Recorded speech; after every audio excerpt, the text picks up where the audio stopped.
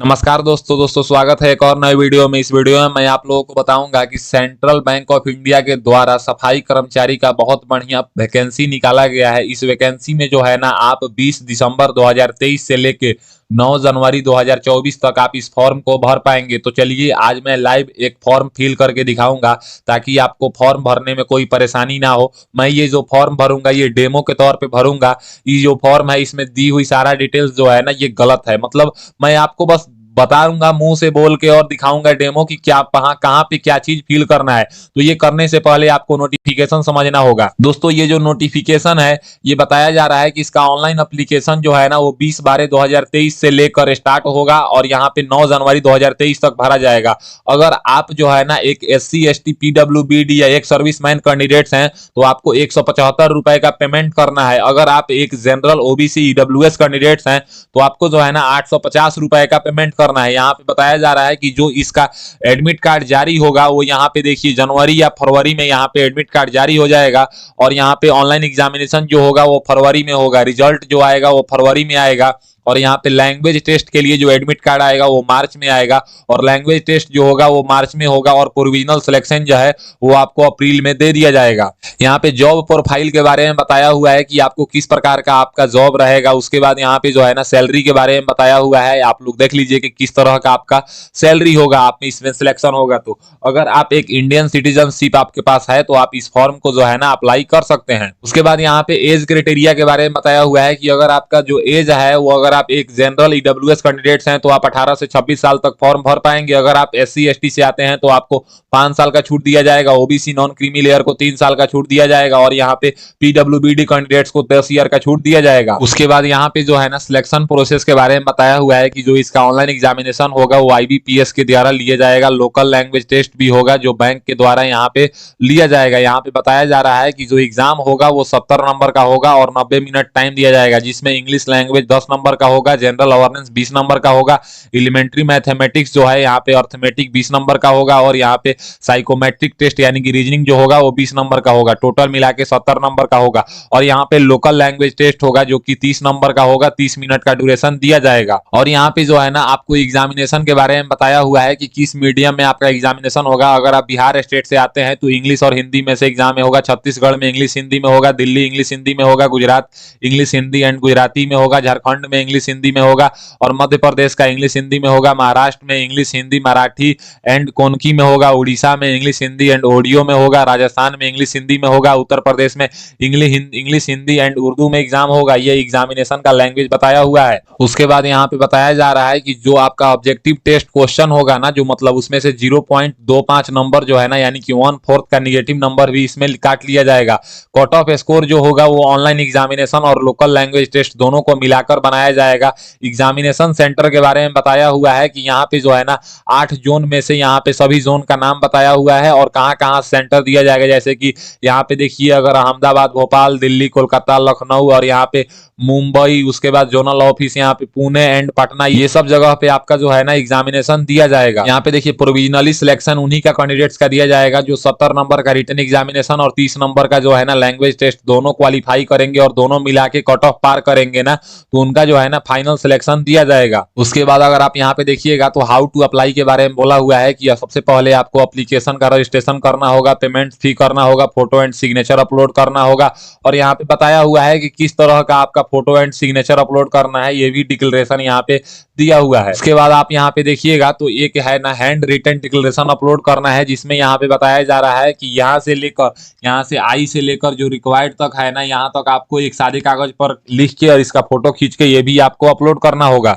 उसके बाद यहाँ पे फोटोग्राफ के बारे में बताया हुआ है कि फोटोग्राफ जो आपका अपलोड होगा ना उसका फोटोग्राफ का 200 पिक्सल विड्थ होना चाहिए और 230 पिक्सल जो है इसका हाइट होना चाहिए। 20 से 50 केबी का आपका फोटोग्राफ होगा। उसके बाद यहाँ पे सिग्नेचर के बारे में बताया हुआ है कि 140 पिक्सल इसका विड्थ होगा और 60 पिक्सल इसका हाइट होगा। 10 से 20 केबी का आपका सिग्नेचर होना चाहिए। उसके बाद जो है ना यहाँ पे बताया हुआ है थंब इंप्रेशन के बारे में कि जो थंब इंप्रेशन होगा आपका वो 240 पिक्सल इसका विड्थ होगा और 240 पिक्सल इसका हाइट होगा और 20 से 50 50 केबी का जो है थंब इंप्रेशन होना चाहिए जेपीजी या जेपीईजी फॉर्मेट में। उसके बाद जो है ना हैंड रिटन डिक्लेरेशन जो है ना इसका 800 पिक्सल विड्थ होना चाहिए और 400 पिक्सल हाइट होना चाहिए और 50 से 100 केबी के बीच होना चाहिए। ये सभी डॉक्यूमेंट्स जो होंगे ना इसके मतलब डॉक्यूमेंट्स का जो नाम होगा इसमें कोई भी स्पेशल कैरेक्टर या स्पेस नहीं होना चाहिए, एक ही लैंग्वेज में सारा नाम होना चाहिए, तो अभी आप लोग ये अपलोड कर पाएंगे। उसके बाद जो है ना यहाँ पे देखिए सफाई कर्मचारी का जो है ना वो वैकेंसी को बांटा हुआ है जोन वाइज। तो सबसे पहले देखेंगे तो अहमदाबाद में जो है ना यहाँ पे गुजरात है, उसके बाद यहाँ पे भोपाल में देखिए मध्य प्रदेश छत्तीसगढ़ है,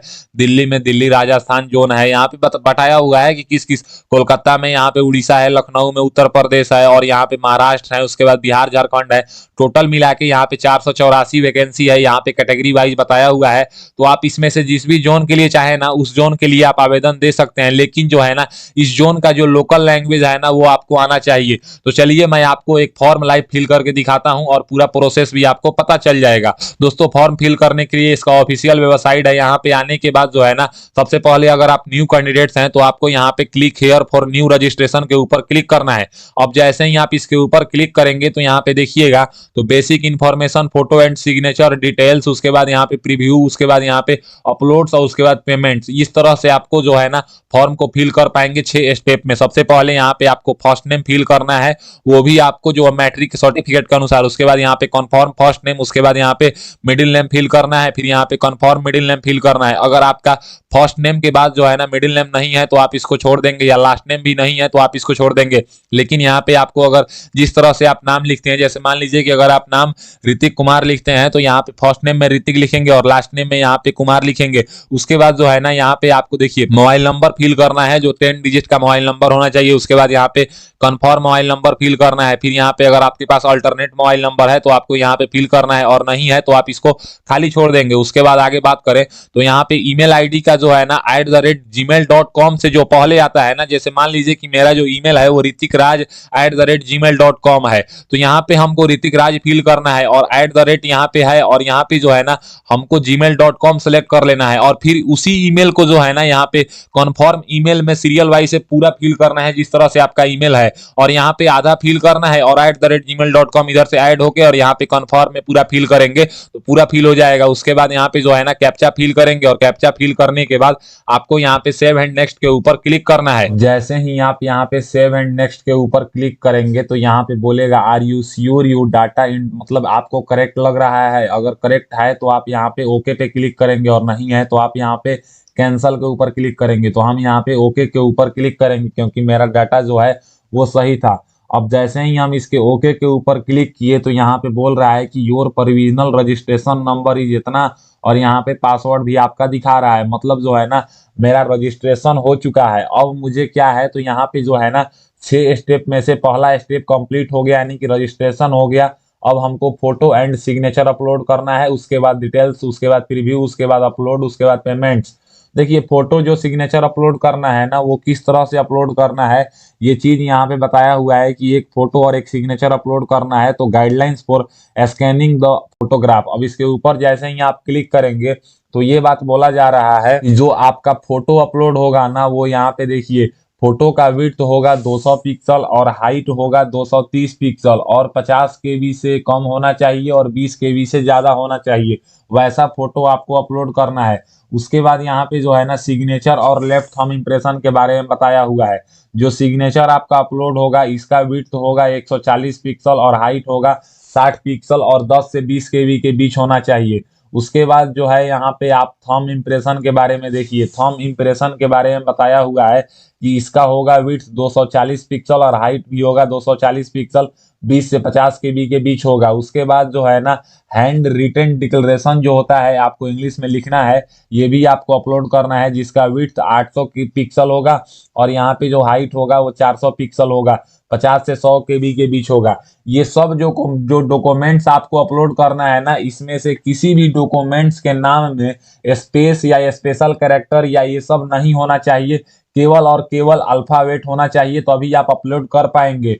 तो चलिए मैं आपको अपलोड करके दिखाता हूं और फिर आगे का डिटेल्स भी मैं आपको फिल करके बताता हूं। फोटो और सिग्नेचर अपलोड कर लीजिएगा और यहाँ पे फोटो के नीचे आई कन्फर्म दैट और यहाँ पे सिग्नेचर के नीचे आई कन्फर्म दैट लिखा हुआ है, ये दोनों के ऊपर आपको क्लिक कर लेना है। इसके बाद यहाँ पे जो है ना नेक्स्ट के ऊपर आपको क्लिक करना है। अब जैसे ही आप नेक्स्ट के ऊपर क्लिक करेंगे तो आपके सामने यहाँ पे जो है ना क्वालिफिकेशन, एक्सपीरियंस एंड लैंग्वेज का डिटेल्स खुलेगा। बेसिक डिटेल्स में जो है ना सबसे पहले आपको जोन सेलेक्ट करना है। देखिए जोन जो है ना वो एक है अहमदाबाद, भोपाल, दिल्ली, कोलकाता, लखनऊ, उसके बाद यहाँ पे पुणे, पटना, यही मतलब 4-5 जोन है, इसमें से आपको एक सेलेक्ट करना होगा। जोन सेलेक्ट करने के बाद आपको रीजन बताना है कि आप किस रीजन से अप्लाई करना चाहते हैं। अब जैसे यहाँ पे देखिए जोन जो है हम पटना सेलेक्ट किए हैं, तो पटना में कितने रीजन है यहाँ पे दिखाया जा रहा है कि जैसे देखिए एक दरभंगा है, मोतिहारी है, मुजफ्फरपुर है, सिवान है, पटना है, गया है, पूर्णिया है, दरभंगा है, रांची है। तो इसमें से आप जिस जोन के लिए आवेदन देना चाहते हैं उस जोन को सिलेक्ट कर लीजिएगा। अब जोन सेलेक्ट करने के बाद यहाँ पे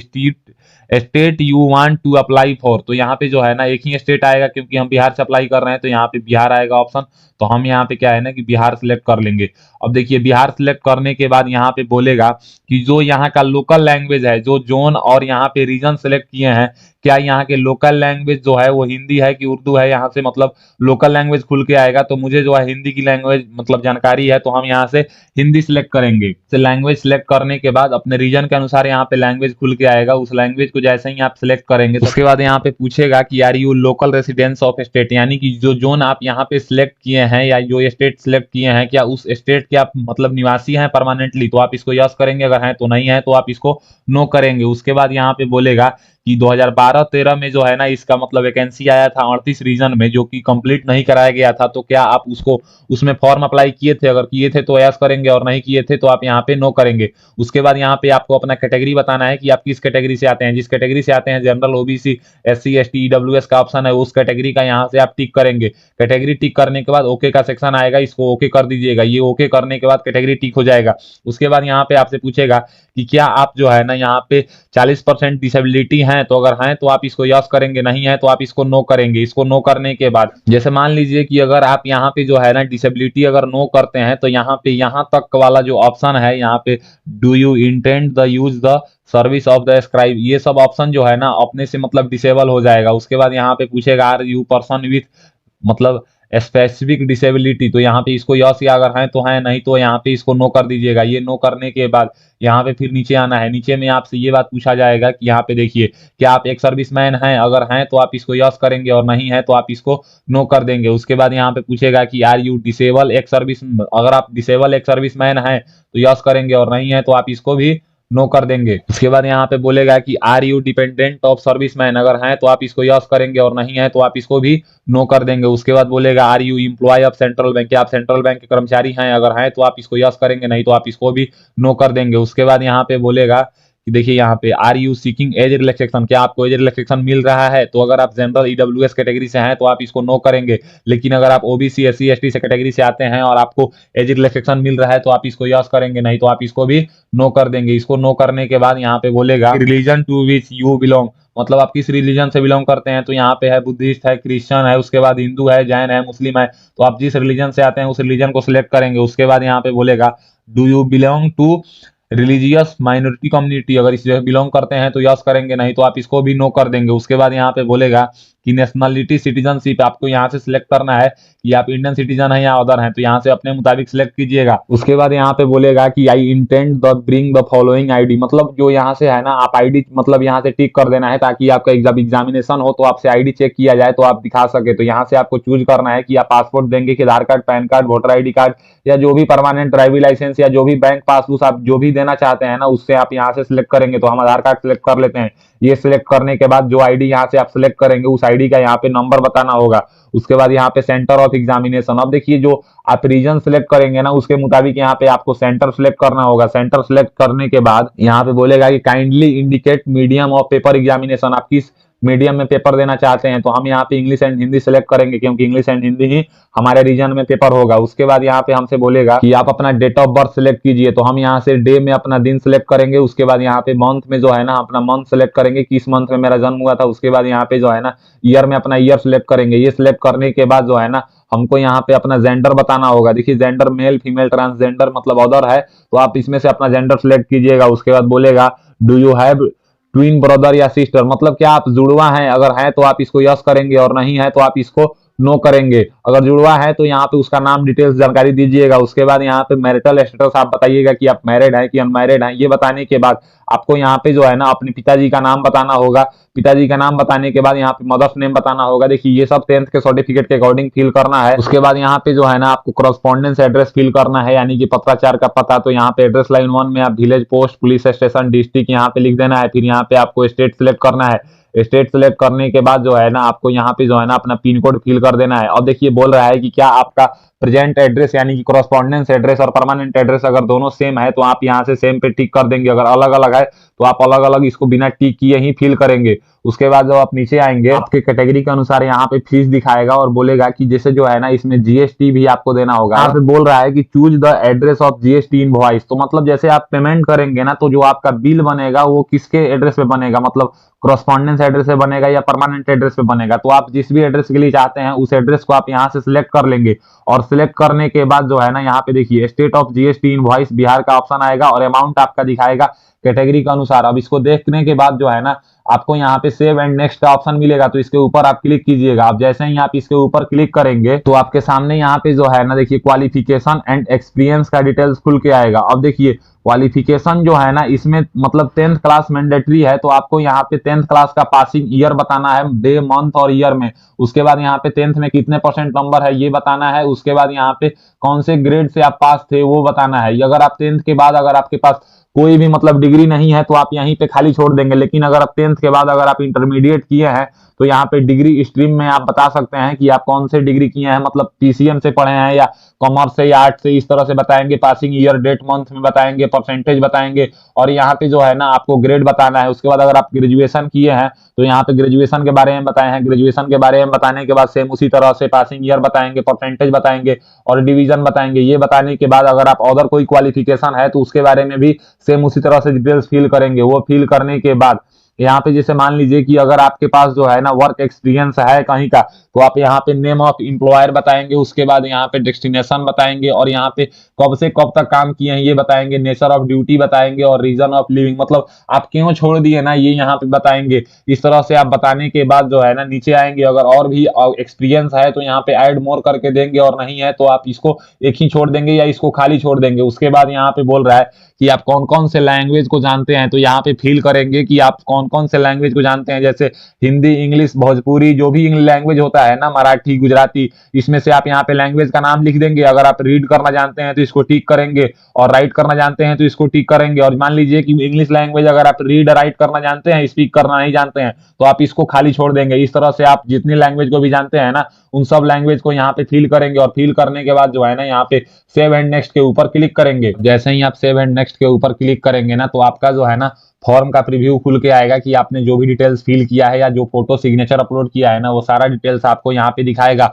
और दिखाने के बाद ना यहाँ पे आपको डेट दिखाएगा और इस डेट को आप देख लेंगे। और यहाँ पे डिक्लेरेशन दिखा रहा है तो इसमें जो है ना आपको आई एग्री कर देना है। और 2 नंबर में बोल रहा है कि I confirm that my name as filled by me in the application form exactly match with the my name in my ID proof। तो आपको ये पढ़ के ये इसको भी डिक्लेरेशन कर देना है। और यहाँ पे कंप्लीट रजिस्ट्रेशन के ऊपर क्लिक करने के बाद आपको यहाँ पे ओके का ऑप्शन आएगा। इस ओके के ऊपर आपको क्लिक कर देना है। तो बोलेगा are you sure to continue, तो आपको यहाँ पे फिर से ओके कर देना है। अब जैसे ही आप इसको ओके करेंगे ना तो यहाँ पे जो बोलेगा देखिए आपको लेफ्ट थंब इंप्रेशन अपलोड करना है और हैंड रिटन डिक्लेरेशन अपलोड करना है। ये जो अपलोड करना है उसके बाद यहाँ पे कैप्चा फिल करके आपको सेव एंड नेक्स्ट के ऊपर क्लिक करना है। देखिए यहाँ पे गाइडलाइंस बताया हुआ है कि डॉक्यूमेंट जो अपलोड करना है ना वो किस गाइडलाइंस में अपलोड करना है।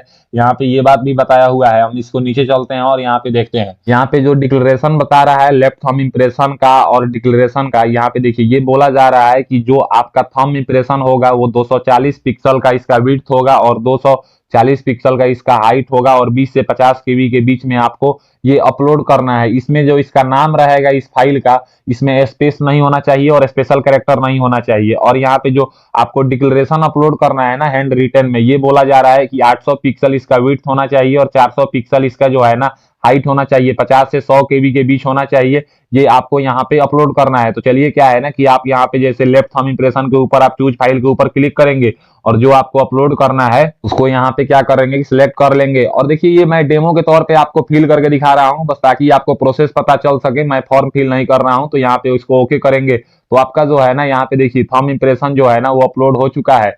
और यहाँ पे जो है ना अब आपको हैंड रिटन डिक्लेरेशन अपलोड करना है। जैसे मान लीजिए कि थंब इंप्रेशन, तो आपको पता है कि अगर आप एक मेल कैंडिडेट्स हैं तो आप अपना लेफ्ट थंब इंप्रेशन अपलोड करेंगे, यानी कि लेफ्ट अंगूठे का निशान अपलोड करेंगे, और मतलब फीमेल कैंडिडेट्स का राइट अंगूठे का निशान अपलोड करना होता है। और यहाँ पे बोल रहा है कि हैंड रिटन डिक्लेरेशन, तो हैंड रिटन डिक्लेरेशन कैसा होता है ये मैं आप लोगों को दिखा देता हूँ। यहाँ पे जब आप नोटिफिकेशन के 19 नंबर पेज पे आएंगे ना, तो यहाँ पे आप देखिएगा तो आई से लेकर रिक्वायर्ड तक जो लिखा हुआ है, यहाँ पे आई के बाद आपको नाम लिखना है। यही चीज आपको एक सादे कागज पर उतार देना है और यहाँ पे आई देखिए, name of the candidates, I के बाद यहाँ पे declare that all the information submitted by me, मतलब मैं अपने से सब मतलब डॉक्यूमेंट्स जो भी होता है वो सबमिट कर रहा हूँ। और इसको आप सादे कागज पर लिख के इसका फोटो क्लिक करेंगे और क्लिक करने के बाद जो है ना यहाँ पे अपलोड करेंगे। इस तरह से आप इसको यहाँ पे अपलोड कर लेंगे। अपलोड करने के बाद कैप्चा फिल कर लीजिएगा। उसके बाद यहाँ पे आपको सेव एंड नेक्स्ट के ऊपर क्लिक करना होगा। अब जैसे ही आप सेव एंड नेक्स्ट के ऊपर क्लिक करेंगे तो बोलेगा कि एक बार आप सेव एंड नेक्स्ट कर देंगे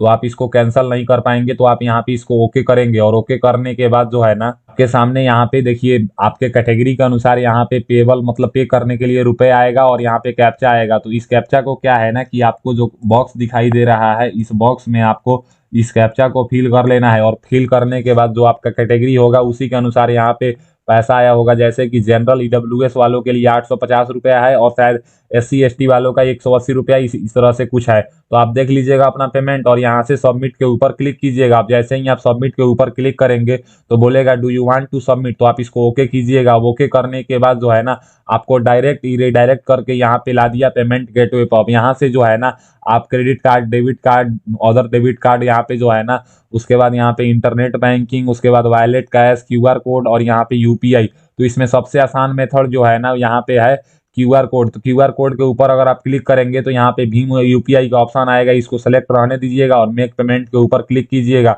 तो आपका जो है ना यहाँ पे दिखाएगा अमाउंट, इसमें देखिए कोई भी GST इसमें ऐड नहीं है। यहाँ पे दिखा रहा है 850 का 850 ही लग रहा है। प्रोसीड विथ पेमेंट के ऊपर हम क्लिक करेंगे। अब जैसे ही हम प्रोसीड विथ पेमेंट के ऊपर क्लिक करेंगे तो यहाँ पे देखिए यहाँ पे जो है ना एक हमारा UPI ID आ चुका है और यहाँ पे UPI ID डाल के भी कर सकते हैं और यहाँ पे स्कैन करके भी कर सकते हैं। तो आप इसको स्कैन करके पेमेंट कर लीजिएगा। अब जैसे ही आप इसको स्कैन करके पेमेंट करेंगे तो आप जो है ना सेंट्रल बैंक ऑफ इंडिया में जो है ना निकाला गया था चपरासी का फॉर्म, सफाई कर्मचारी का, वो फॉर्म आप लोग फिल कर पाएंगे। तो आई होप आज की इस वीडियो में आपको पता चल गया होगा कि सेंट्रल बैंक ऑफ इंडिया में जो फॉर्म निकाला गया है सफाई कर्मचारी का, इसको कैसे फिल करना है। अगर मेरी दी हुई जानकारी आपको पसंद आता है तो मेरे वीडियो को लाइक कीजिए एंड ऐसे ही इन्फॉर्मेटिव वीडियो के लिए मेरे चैनल को सब्सक्राइब कीजिए। आज के लिए बस इतना ही, मैं आपसे विदा लेना चाहूंगा। तब तक आप लोग देखते रहिए मेरा यूट्यूब चैनल फॉर्म फिलअप की नॉलेज। जय हिंद, जय भारत।